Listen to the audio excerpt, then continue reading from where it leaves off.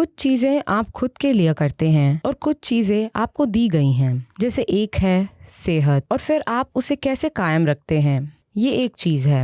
स्वस्थ रहने के लिए आप अच्छे से खाते हैं और कसरत करते हैं।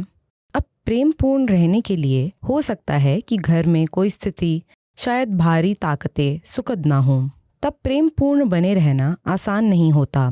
तो हमें क्या करना चाहिए? मेरा मतलब है कि हम क्या चीज़ें करें ताकि वैसे बने, या वैसे होने के लिए खुद को ट्रेनिंग कैसे दें। आपका मानना है कि आपको इसका अभ्यास करने की जरूरत है। अभ्यास यानी आप किसी काम को परफेक्ट बनाना चाहती हैं, है ना? हर समय प्रेम में होना। हाँ, वो कोई काम नहीं है। नहीं, एक्टिंग नहीं, बल्कि पर्याप्त स्वीकार नहीं, करने मैं की फिल्मों की भावना। बात मैं फिर से फिल्मों की बात नहीं करना चाहता, ठीक है? पूरे स्वीकार भाव में होना, क्योंकि नहीं, ये स्वीकार करने की बात नहीं है। अभी क्या आप अपने मन को, अपनी विचार प्रक्रिया को सुखद रखना चाहती हैं या दुखद? मुझे बताइए, आप क्या चुनेंगे? आदर्श रूप से सुखद। मुझे बस बताइए, सुखद या दुखद? आप इस बारे में सोच रही हैं? ये क्या मैं आपको उलझाने के लिए दुखद कह दूं? बिल्कुल कहिए। ठीक है, दुखद।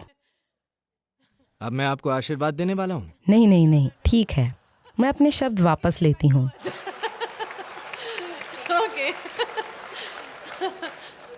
किसी भी इंसान का खुद के लिए चुनाव निश्चित रूप से सुखद होगा, है ना? शरीर, मन, भावना, हर चीज और आसपास का माहौल भी उन्हें आप सुखद चाहते हैं।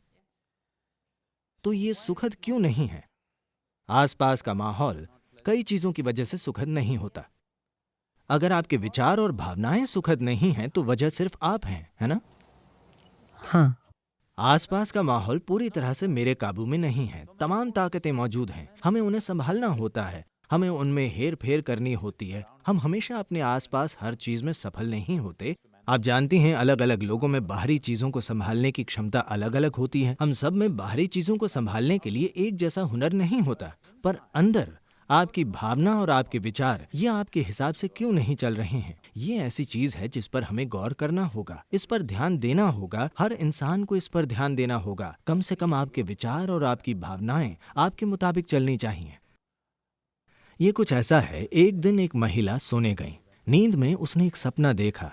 सपने में उसने देखा कि दूर कोने में एक नौजवान आदमी खड़ा है और फिर वो करीब और करीब और करीब आने लगा। वो इतने पास आ गया कि वो महिला उसकी सांसें महसूस कर पा रही थी। वो सिहर उठी, डर से नहीं। और फिर उसने पूछा, तुम मेरे साथ क्या करोगे? उस आदमी ने कहा, देवी जी, यह आपका सपना है।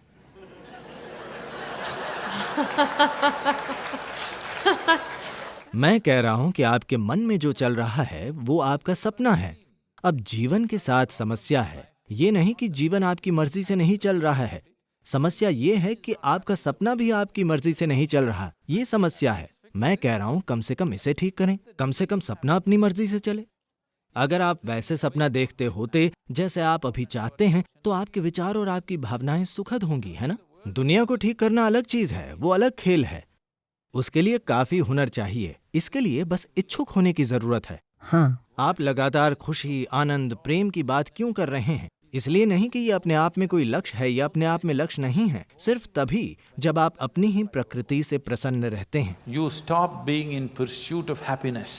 तभी आप खुशी को खोजना बंद करते हैं। आप अपने आप ही खुश हैं। आपको खुशी महसूस करने के लिए कहीं जाना नहीं होता। आपको खुश होने के लिए कुछ करना नहीं होता। बस यहाँ बैठकर ही आप बहुत सुखद महसूस कर रहे हैं। अब आप जीवन को वैसे देखेंगे जैसा वो है, वरना आप एक अंतहीन दौड़ हैं। अपनी खुशी को खोजना जीवन भर चलता रहता है, मौत आने तक आप इसका पीछा करते रहते हैं। इसका क्या मतलब है? इसका मतलब है कि आप एक नाकामयाब इंसान हैं। अगर आप 5 साल की उम्र में खुशी खोज रहे हैं तो मैं समझ सकता हूँ। जब आप 5 के थे तो आप अपनी ही प्रकृति से खुश थे। जब आप 50 के हैं, आप खुशी खोज रहे हैं। ये नाकामयाबी की कहानी है ना?